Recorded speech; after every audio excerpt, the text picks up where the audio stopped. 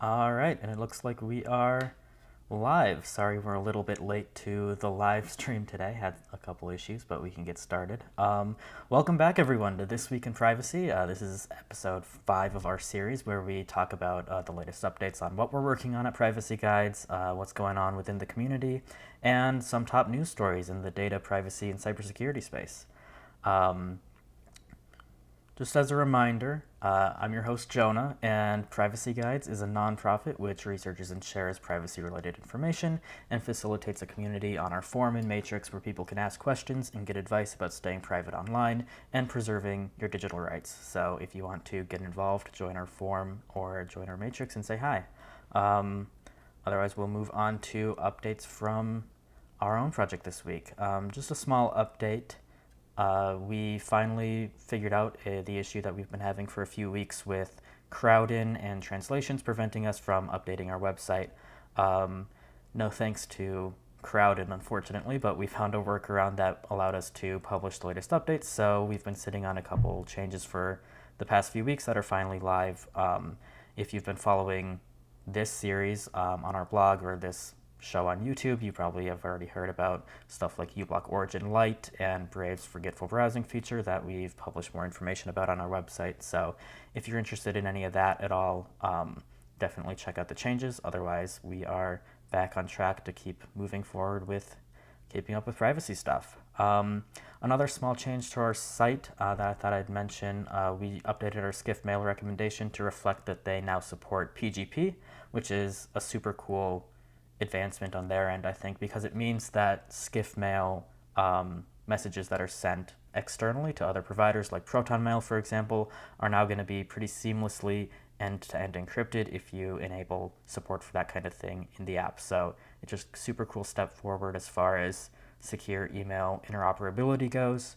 Of course, we typically recommend instant messengers like Signal over email for private and secure communication, so definitely check those out first. But we'll never we'll never be upset about additional security and privacy in email or any other products. So all of that is super cool stuff. But that's pretty much it for Privacy Guides updates. So we'll move on to privacy news here. Our first story is kind of a follow-up to the story that we shared last week about China cracking AirDrop encryption to track individual AirDrop users. CNN here, let me pull this up. CNN reports that Apple has been aware of tracking concerns with AirDrop since at least 2019. Wow, there's a lot of ads on CNN. Oh, there we go. CNN says that security researchers warned Apple as early as 2019 about vulnerabilities in its AirDrop wireless sharing function that Chinese authorities claim they recently used to track down users of that feature. A group of Germany-based researchers who first discovered those flaws in 2019, told CNN on Thursday that they had confirmation that Apple received their original report at the time, but the company appears not to have acted on the findings. The same group published a proposed fix for the issue in 2021, but Apple appears not to have implemented it. So, pretty big news in the AirDrop space. If you're an Apple user, definitely something to be concerned about. Kind of crazy. Moving on to our next story. The Swiss magazine Republic has accused the Swiss government of massive online surveillance of their citizens.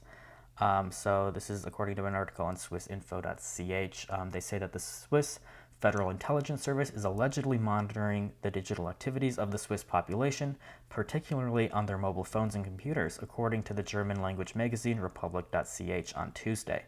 What's more, Swiss spies are said to be storing far more information than they promised when the new intelligence law was introduced. The SRC denies these accusations, but the Swiss government is allegedly able to access the messages and emails of the population thanks to the Swiss Federal Intelligence Service, at least according to German language media Republic.ch. So that is quite a bold claim. It's interesting. Swiss privacy laws have been in the news a lot lately, at least in the privacy space, because there's a lot of debate about what the best jurisdiction is for securing your data, that kind of thing. So this is just an interesting story to come out of that. And if that's something concerned to you, you should definitely look into that further. Our next privacy story, a study conducted by Consumer Reports, and the markup indicates that Facebook receives information from thousands of companies about each of its average users. So, using a panel of 709 volunteers who shared archives of their Facebook data, Consumer Reports found that a total of 186,892 companies sent data about those users to Facebook. On average, each participant in the study had their data sent to Facebook by 2,230 companies. That number varied significantly, with some panelists' data listing over 7,000 companies providing data about that user. So this is a really interesting case that shows how pervasive Facebook's tracking is, because it isn't limited to just what you do on the Facebook app itself. Facebook actually has this network of advertisers and other companies like data brokers that they receive information from about each of their users, which is kind of a crazy story. So if you're interested in that, definitely check out this report by Consumer Reports that goes into more detail.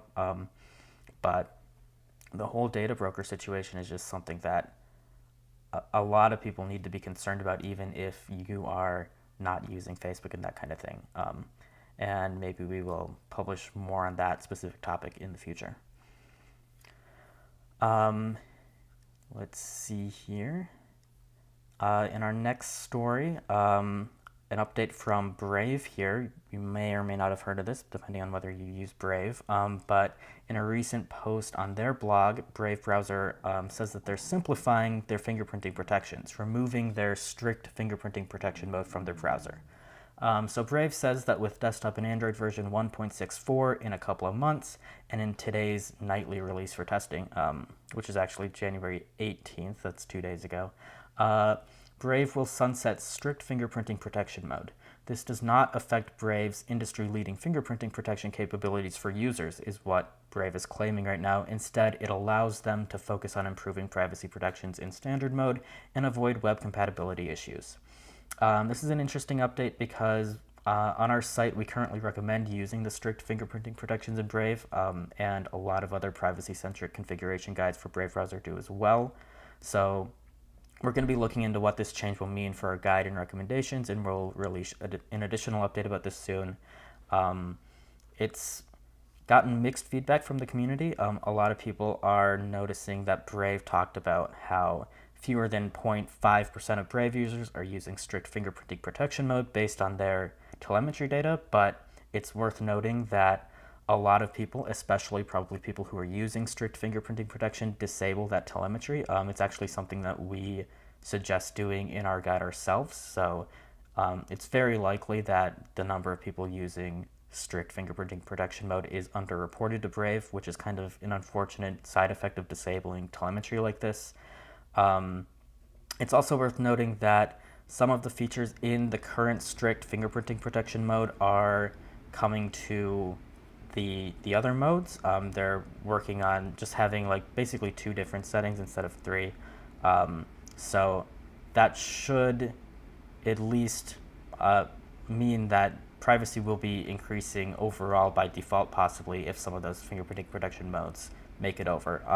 I haven't seen a full list of what's being removed versus what's being kept and just moved to the other modes, so that's something that we will have an update on in the future. But definitely something to keep an eye on if you're a Brave browser user. And in our final privacy story this week, and then we'll move on to security after that. This probably won't be new news for anyone here, but Google is admitting that they track more about your browsing than some people might think in incognito mode. So this article basically says that Google is rolling out a change to the incognito mode disclaimer of the company's web browser. It admits that it is tracking users even when the mode is active. They settled a $5 billion privacy lawsuit over tracking last December.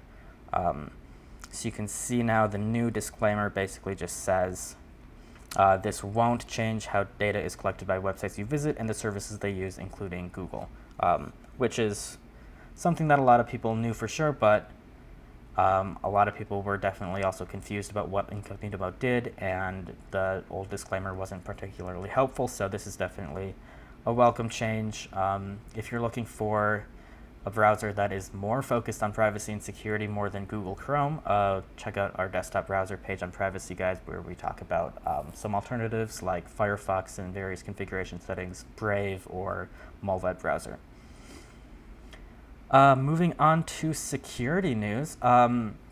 Really interesting story from Samsung this week. In a first for Qualcomm devices, the Samsung Galaxy S24 is receiving 7 years of updates. So Samsung is matching Google's new update plan in offering 7 years of security updates and 7 generations of OS upgrades. Previously, it gave 4 years of updates. This is interesting because we generally don't recommend Samsung devices, but this change could have a major impact in the Android hardware space overall. Because if we look at other manufacturers like Fairphone, for example, they notably had to resort to an industrial chip in their latest phone just to receive 5 years of updates from Qualcomm. But Samsung getting Qualcomm to commit to 7 could push Qualcomm to update all of their newer devices for much longer than before. So definitely something to keep an eye on. Time will tell whether this level of support is going to be available to companies other than Samsung in the future. I guess we will just see how that goes. But if that changes the update space in Android overall because of Samsung's change here, that would be extremely welcome. In our next security news here, Kaspersky released a new tool which analyzes the shutdown.log file on iOS devices to scan for Pegasus malware. So on their secure list blog, Kaspersky says that they've analyzed and confirmed the reliability of detecting a Pegasus malware infection using the shutdown log artifact stored in a system diagnostics archive. The lightweight nature of this method makes it readily available and accessible. Moreover, this log file can store entries for several years, making it a valuable forensic artifact for analyzing and identifying anomalous log entries. Again, this is not a silver bullet that can detect all malware, they say, and this method relies on the user rebooting the phone as often as possible. So this kind of ties in with our general advice of try and reboot your phone often if you're concerned about malware like this. Kaspersky notes that typical methods of detecting mobile spyware rely on either scanning a full encrypted backup of the device or performing network traffic analysis on the device in question, both of which can be time-consuming and difficult, especially if you're not an advanced user who knows how to do that kind of stuff super readily. So we have like a page on our Privacy Guide site about scanning your device to check the integrity of it, check the integrity of your backups, and there are some graphical tools that can do this kind of thing for you. iMazing is a good one for iOS devices where it's basically a one-click scan, but all of those tools still basically take a full backup of your device and scan it, which can be a very large backup in some cases. And this tool can basically work on just a select handful of log files that you can export directly from the settings on your device. So it's much more lightweight, it's much more of a faster scan, and it can scan for this kind of stuff. So it should make scanning for this kind of thing a lot easier. And that is pretty much it for security news. Moving on to community stuff, not much going on. I'll just remind people really quick that Dest OS, we've covered this a couple of times in past episodes, but they are still fundraising until the end of February to try and hit a goal to continue development. And if you haven't read about that, definitely go check out Dest OS, and if you're able to support them, consider doing so. Otherwise, not too much. Something I just wanted to cover really briefly. One of our readers noted that there was a creator on YouTube who expressed some confusion about how we make recommendations about tools like VPNs on our site. So I just wanted to kind of briefly cover our process and transparency as far as recommendations on the site go in response to that, and just have kind of a one-stop shop to address that kind of concern because it's something that comes up a little bit often.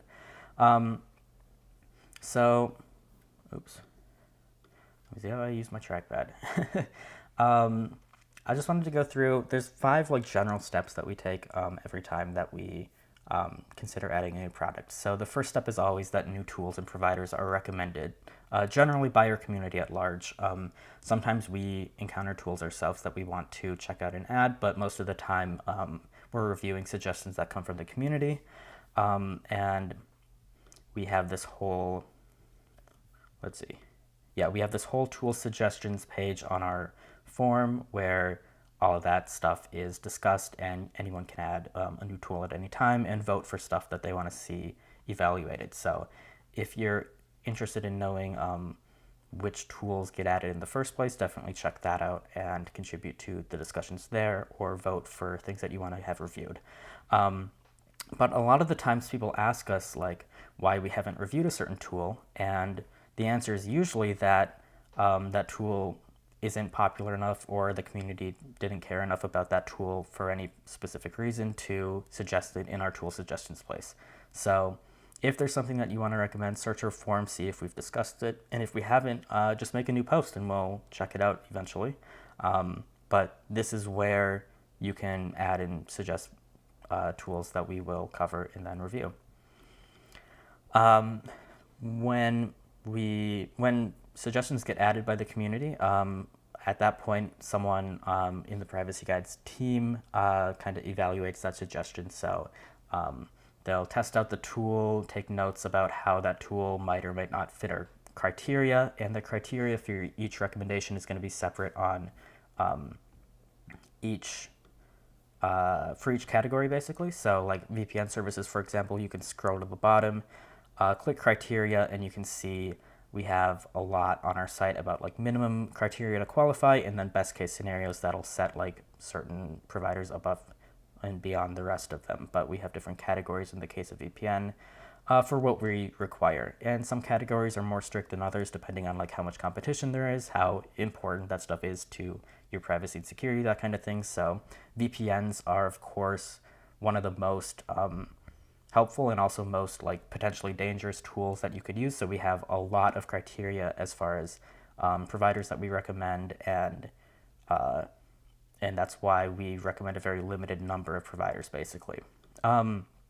But during that evaluation process, that team member shares their notes on the form in those threads that I showed you earlier, and that team member will mark suggestions as either approved or rejected, which isn't a final approval for a tool necessarily, but if it's marked as approved, that means it's awaiting a pull request on GitHub. So at that point, a pull request or a first draft of adding that recommendation is added to the site. Sometimes, somebody, typically not always the somebody, typically but not always the team member from the previous step who did the initial evaluation on the form, is going to write a draft recommendation section or page on the website and then submit it to GitHub. And you can see all of the open pull requests that we have here for stuff that's been added. We've closed 1,314 pull requests so far, which is kind of a crazy amount, but that's just how much we work on this site. But once a pull request is added, which is basically like a first draft, two team members other than the one who wrote that pull request are going to perform a final evaluation of the recommendation. So that's the point where those two team members will verify every statement that's been published in that PR, make sure that the tool really does meet all of our criteria and nothing slipped through kind of the preliminary review, and perform a final pass through of the draft, and then they indicate whether they approve it or want to see changes or want to deny that tool on GitHub. And through every step of this process, 1 through 4, all of these are open to community feedback as well. So while our team members kind of have like the final determination, because at some point somebody has to make a decision, and in this case a minimum of 2 people need to approve it on the team, it's something that we accept and encourage feedback from the community of during every step, whether it's during the forum discussions where community members call out a lot of stuff, or during the GitHub review process. You could join on GitHub and discuss it, and we try and address every single concern that the community has before finalizing all of this. But once we do finalize it, the pull request on GitHub gets a minimum of 2 individual approvals from contributors other than the author, and then the recommendation can go forward and be published on our website. And I'm kind of just covering all of this to demonstrate how this process kind of ensures that the information that we publish on privacyguides.org is as reliable as possible and is published in accordance with all of our various policies. So every team member during like the GitHub stage has the individual ability to block a PR at any time with their request for changes note until their concerns are addressed. So you can really like the whole process can be stopped and we can take more time on it because we really want to make sure that everything that we do add is 100% agreed upon and reviewed by all of us working on this, by our team members and the community. And both our team members and community contributors, all of us are just volunteers, so that is how all of that gets handled. We have pretty strict conflict of interest policies when it comes to submissions, and we don't make recommendations based on affiliate programs because we don't have affiliate programs at all, sponsors, or other financial incentives. If a lot of people are already familiar with this, but if you're not, Privacy Guides is a nonprofit organization legally in the United States that has a legal obligation to fulfill kind of our base mission statement, which is published on Open Collective, but basically it says that the purpose of Privacy Guides is to educate our community on the importance of privacy in government programs internationally that are designed to monitor all of your online activities, and we don't operate Privacy Guides for personal profit or anything like that. And any activities outside the scope of that statement are legally prohibited, and of course we would never abuse that kind of thing anyways. We are simply focused on pure education and nothing else, basically, and that's what everyone's working on. So kind of a final statement about that. Privacy is not like, it's not a zero-sum game, you know. There can be a lot of people sharing information and news about privacy, and all that's great, and there's so many organizations working on this space and trying to make it better. But there's some people and content creators and other people who see this kind of like independent process and reporting and transparency as a threat to their business model, because there's a huge industry around spreading misinformation about privacy, especially related to VPN providers and that kind of thing. It's something that we covered, something that I covered a few years ago on the Privacy Guides blog. I posted an article about the problems with like these unbiased VPN reviewers online who participate in a ton of affiliate links, and they all generally recommend the same stuff, which typically correlates to how much each provider's affiliate program pays rather than any other facts and that kind of thing. So it's a really interesting blog post from a few years ago, but I think it still holds up, and that's the kind of stuff that we are trying to fight against. So yeah, this was just kind of a one-stop place to kind of clarify that whole process as kind of a very broad overview, because every once in a while, you know, these people like to create drama or speculate or whatever instead of checking their facts. So now it's all presented for you, and we don't have to debate each person individually or anything like that, because of course we don't have time for that at all. But I will say that if anyone has a question about our process, our motivations, what we do, anything like that, a question on our form is always going to receive a response, and we get questions about like how all this works, how people can contribute, that kind of thing, all the time. So if you're interested in contributing to the work that we do, definitely join our forum. That's kind of the main discussion platform for all of this stuff. You can join on GitHub as well if you want to review pull requests, if you want to make changes to the site, that kind of thing. And otherwise, it would be great if you wanted to contribute financially on Open Collective or just join any of our communities. Kind of spreading this information, following this kind of stuff is pretty beneficial as far as increasing privacy awareness overall. So whether that's subscribing to our email mailing list on the blog here, or subscribing to any of our social media channels on federated platforms like Mastodon or Lemmy, or following on Matrix, or just following these updates every week with RSS or whatever you want to do, just making sure you stay informed and trying to help others within your community is all great stuff. Other than that, that's pretty much all the stuff I wanted to talk about this week. Look at our live chat quick. Alex says thank you, and I just want to say you're welcome. That's what we're here for. I'm glad that you find this content interesting. I don't know really how many people actually watch this. I'll have to look at the stats sometime, and hopefully we can get like this podcast published as an actual podcast with RSS that we self-host pretty soon. We're still working on that on the back end. It's taking a little longer than I thought it would to get that ready, but this is also available on PeerTube if you're not a YouTube user, so there's all of those options as well. Otherwise, that's the end of the show. I will see you all next week. Take care, and that's the end.